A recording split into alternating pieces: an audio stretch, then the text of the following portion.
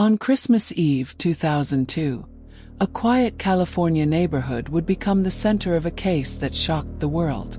A young wife, 8 months pregnant, vanished without a trace.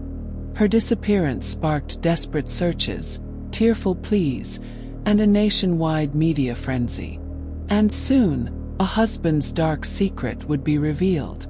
This is the story of the murder of Laci Peterson, a case that shattered illusions of suburban safety, tested the boundaries of trust, and left behind a legacy of grief and questions that linger to this day. Laci Denise Rocha was born May 4, 1975, in Salinas, California.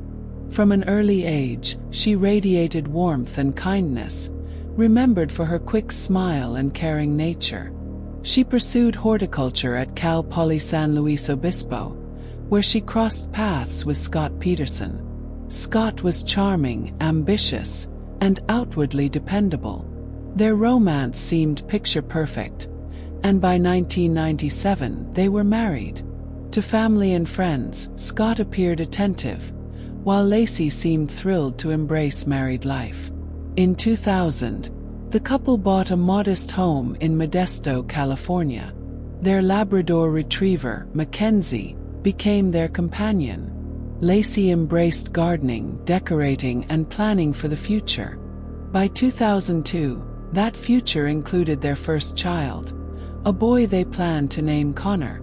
Laci's friends described her as glowing during pregnancy, thrilled at the thought of motherhood. Scott, however, seemed distracted, distant. While Laci poured energy into preparing for Connor, cracks in the marriage would soon reveal themselves. Cracks no one could have imagined would widen into tragedy. On December 24, 2002, Christmas Eve morning, Scott claimed he left home around 9:30 a.m. to go fishing at the Berkeley Marina. Laci, according to him, stayed behind to walk their dog and prepare food for a family dinner. By that afternoon, alarm bells rang. The family's dog, Mackenzie, was found wandering the neighborhood, still wearing his leash. But Laci was nowhere to be seen. When calls to Laci went unanswered, her mother, Sharon Rocha, grew frantic.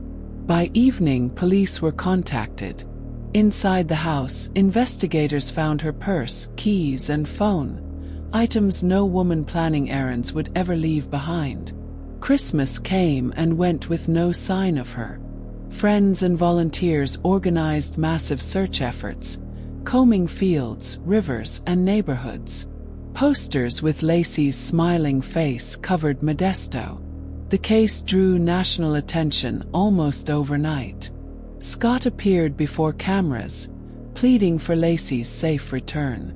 But his demeanor unsettled many. While Sharon Rocha sobbed openly, Scott's voice stayed flat, calm, even detached. His lack of visible grief raised questions the public couldn't ignore. As days turned to weeks, investigators focused on Scott's alibi. He insisted he'd gone fishing at Berkeley Marina, a detail that struck police as odd for Christmas Eve. Few could recall seeing him there. Then came the revelation that changed everything. In early January 2003, a Fresno massage therapist named Amber Fry contacted police. She revealed she had been dating Scott Peterson, who told her he was single. Shockingly, just before Laci disappeared, Scott confided to Amber that this would be his first Christmas without his wife. In reality, Laci was still alive when he spoke those words. Police asked Amber to record her phone calls with Scott. On tape, his tone was calm, romantic, even as search efforts for Laci played out on national television. This duplicity shattered the public image of Scott as a grieving husband. The affair, combined with his aloof demeanor and inconsistencies in his story, shifted suspicion sharply toward him. Then, in April 2003, the case reached its most heartbreaking moment. The bodies of Laci and baby Connor washed ashore near the San Francisco Bay, the very area Scott had gone fishing on Christmas Eve. Laci's remains were identified through DNA. Connor's body, still tethered by umbilical cord remnants, drove home the horror of 2 lives stolen. In April 2003, Scott Peterson was arrested and charged with 2 counts of murder, Laci's and Connor's. The trial began in 2004. Prosecutors painted a chilling picture. Scott, entangled in an affair, saw fatherhood as a burden. He planned and carried out Laci's murder, disposing of her body in the bay where he claimed to be fishing. Amber Fry testified, her voice steady but pained, recounting Scott's deception and the shocking moment she realized his wife was missing.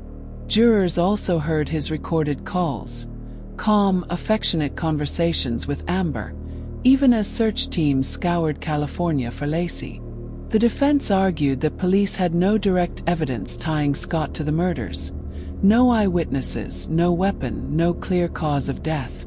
They suggested the bodies could have washed ashore coincidentally, victims of unknown perpetrators. But the circumstantial evidence was overwhelming. The lies, the affair, the trip to the exact spot where the bodies surfaced. In November 2004, the jury convicted Scott Peterson of first-degree murder for Laci and second-degree murder for Connor.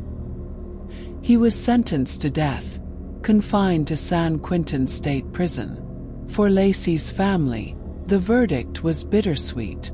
Justice was served, but nothing could restore the vibrant young woman or the child who never drew breath. Sharon Rocha later became an advocate for victims, helping push for the Unborn Victims of Violence Act, also known as Laci and Connor's Law. The case left a permanent mark on American true crime history, raising questions about betrayal, trust, and the hidden darkness that can exist behind seemingly ordinary lives. It remains one of the most widely covered trials of the early 2000s, the subject of countless documentaries, books, and debates. The story of Laci Peterson is one of the most chilling reminders that evil can wear a familiar face. She was a beloved daughter, a glowing mother-to-be, a woman with dreams that should have stretched decades into the future. Her murder was not only a crime against her, but against Connor, the child who never had a chance to live. As we reflect, let us not sensationalize but humanize. Remember Laci not for the horror of her death, but for the joy she carried, the love she shared, and the light she left behind. This has been the story of Laci Peterson, a husband's dark secret. May her memory endure, and may her tragedy remind us all of the preciousness and fragility of trust.